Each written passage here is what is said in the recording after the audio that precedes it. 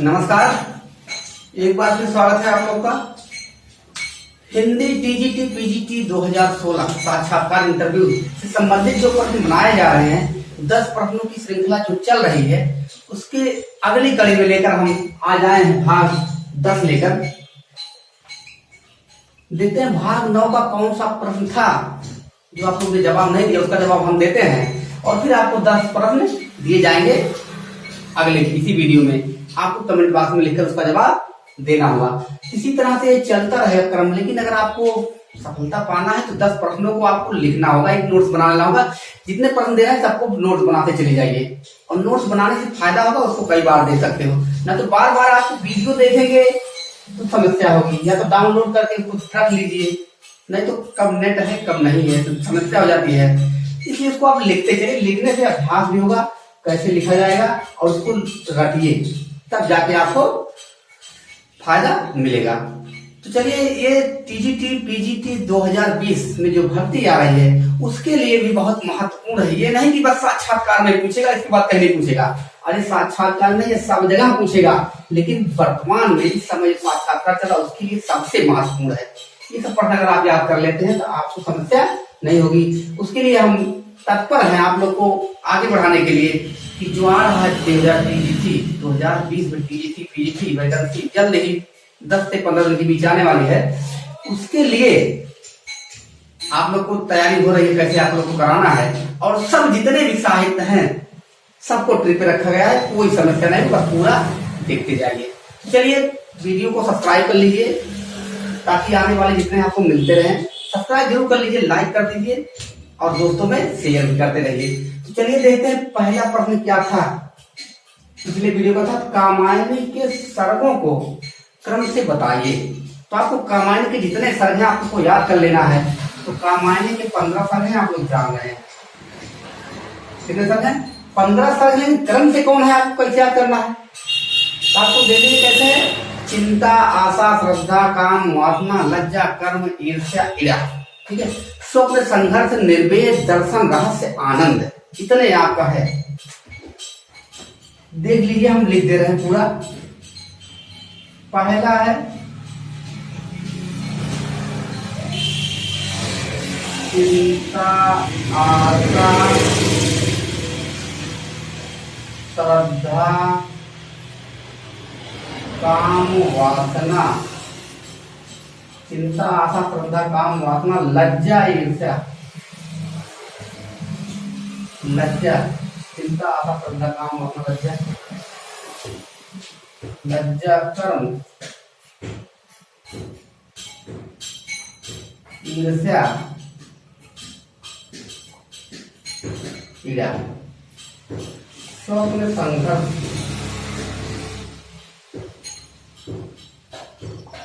स्वप्न, संघर्ष, निर्वेद, दर्शन, रहस्य, आनंद। ये आपकी 15 हो गए शायद। 3, 1, 2, 3, 4, 5, 6, 7, 8, 9, 10, 11, 12, 13, 14, 15। ये 15 आपके क्या है? क्रम से हैं। पहले जब आपको कुछ करना है, देखिए कैसे है। जैसे आप पढ़ाई जारी, आपको साक्षात्कार देना, सबसे पहले आपको चिंता हो रही है, लेकिन आपको आशा भी लगा है, क्या है, अवश्य निकलेंगे। तब आप श्रद्धा से यानी पूरी भक्ति से काम करेंगे। वासना, फिर लज्जा नहीं करना है, क्योंकि कर्म करना। लज्जा आपको बिल्कुल नहीं, लज्जा कर्म करोगे। ईर्ष्या, किसी कोई कुछ भी कहे ईर्ष्या मत रखिए। ईरा, ठीक है। फिर ईरा है, ईरा भी आकर फिर स्वप्न, यानी स्वप्न में भी संघर्ष करते रहेगा। स्वप्न में भी संघर्ष करते, निर्वेद यानी एकदम भक्त हो जाएगी, मोह माया को त्याग दीजिए। उसके बाद तब जाके दर्शन होगा, किसके रहस्य के रूप में। तब अंत में आपको जाके क्या आनंद ही आनंद मिलेगा जब आपकी ज्वाइनिंग हो जाएगी। फिर दूसरा है जायसी और तुलसीदास में क्या अंतर है? तो जायसी और तुलसीदास में कई अंतर है।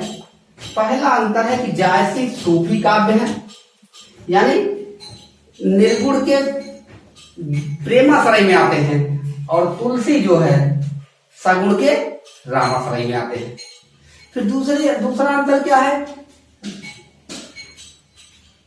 जायसी ने केवल अवधि में रचनाएं लिखी हैं, केवल एक ही बोली में रचनाएं लिखी हैं, और तुलसीदास ने अवधि और ब्रज में। ठेठ हिंदी वाले हैं, ये परनिष्ठित हिंदी वाले हैं। ठीक। तीसरा, रामचरित मानस का हृदय कांड कौन सा है, यानी रामचरित मानस किस कांड को हृदय कांड कहा जाता है, तो कहा जाता है अयोध्या कांड को। अयोध्या कांड रामचरित मानस का हृदय है, अयोध्या कांड को। आत्मा उत्तर कांड कहा जाता है। भारतीय युग की विशेषताएं बताइए, बहुत मोस्ट है, तो याद कर लीजिए विशेषताएं क्या है। इनकी विशेषता, पहला विशेषता है राष्ट्रीयता, राष्ट्रीय भावना जिसको बोलते हैं। दूसरा है सामाजिक चेतना, समाज को जगाने का कार्य किए हैं, सामाजिक चेतना। तीसरा है समस्या पूर्ति, ये सबसे मोस्ट है, ये समस्या पूर्ति आदि है।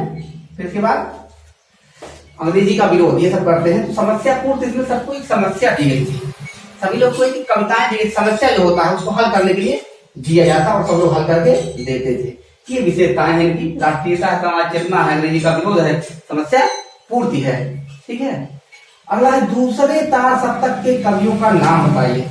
तो आपको दूसरे तार सप्तक के कवियों का नाम बताना है, देखना है दूसरे तार सप्तक में कौन कौन कवि हैं। उसके लिए एक सूत्र है, अगर आप लोग को अच्छा लगेगा देख लीजिएगा, लिख लीजिए इसको, जिंदगी नहीं भूलेंगे। है हरि नारायण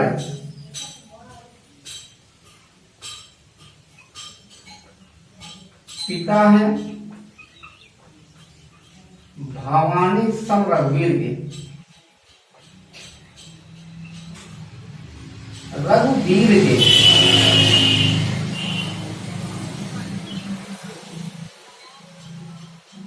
अब इसका दूसरा पंक्ति है, नरेश शादी करवाएंगे, देख लीजिए शादी हो रहा है,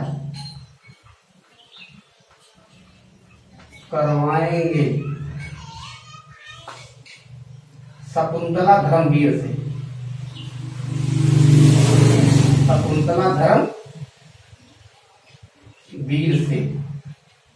अब आपको याद हो गया 7 कवि होते हैं। देखिए हरि नारायण पिता है भवानी सम रघुवीर के, और नरेश शादी करवाएंगे शकुंतला धर्मवीर से। ठीक है।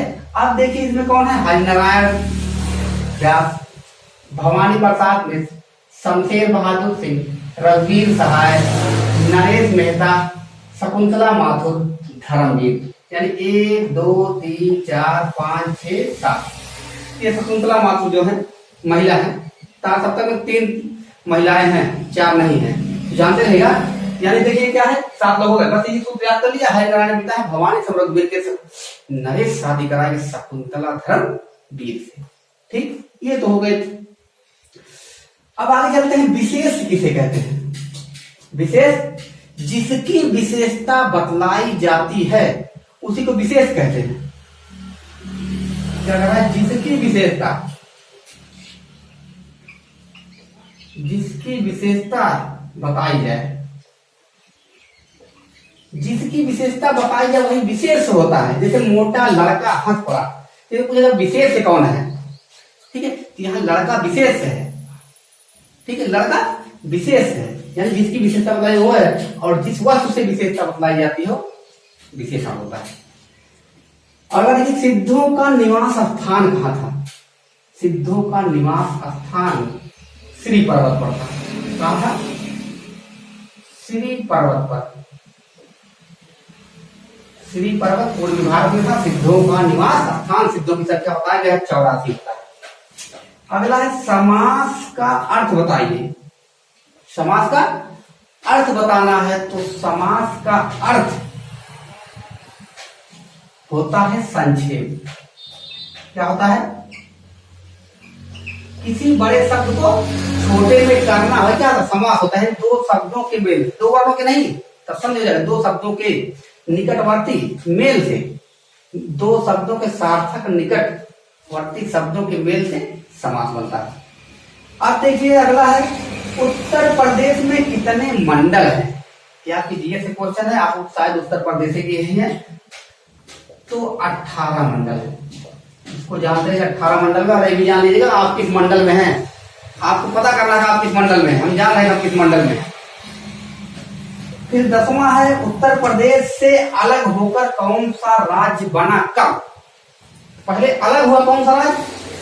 आपका राज्य अलग हुआ उत्तराखंड। उत्तराखंड और बना है 2000 में। कब बना? 2000 में उत्तराखंड उत्तर प्रदेश से अलग होकर उत्तराखंड राज्य बना है। तो ये थे हमारे आज के 10 सवालों के जवाब। अब आपको दे रहे हैं 10 सवाल, देना है आपको जवाब कमेंट के माध्यम से, ठीक है।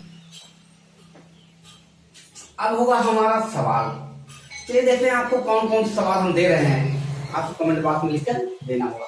तो आज का सवाल है, पहला व्याकरण के कितने अंग होते हैं, आपको बताना है कमेंट बॉक्स में लिख के। दूसरा है, मलबे का मालिक कहानी पर कौन सी फिल्म बनी है?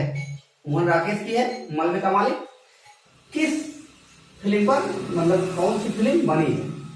तीसरा, भरत मुनि ने अपने नाट्य शास्त्र में रसों के अतिरिक्त और किसकी चर्चा की है? यानी रस की चर्चा तो है, और किसकी चर्चा की आपको बताना है।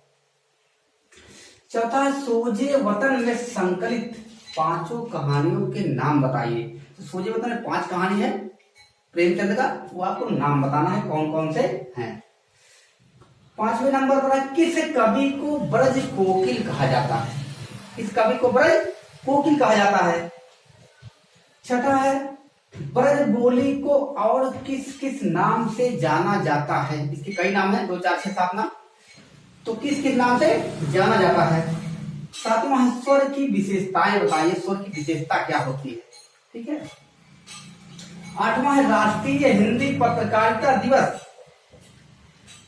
राष्ट्रीय हिंदी पत्रकारिता दिवस कब मनाया जाता है? 9वां है, छायावाद का अर्थ बताइए।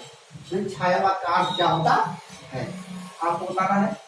और लास्ट है, आज का लास्ट क्वेश्चन है, नए मुख्य सूचना आयुक्त कौन है? नए मुख्य सूचना आयुक्त कौन है जो वर्तमान में है?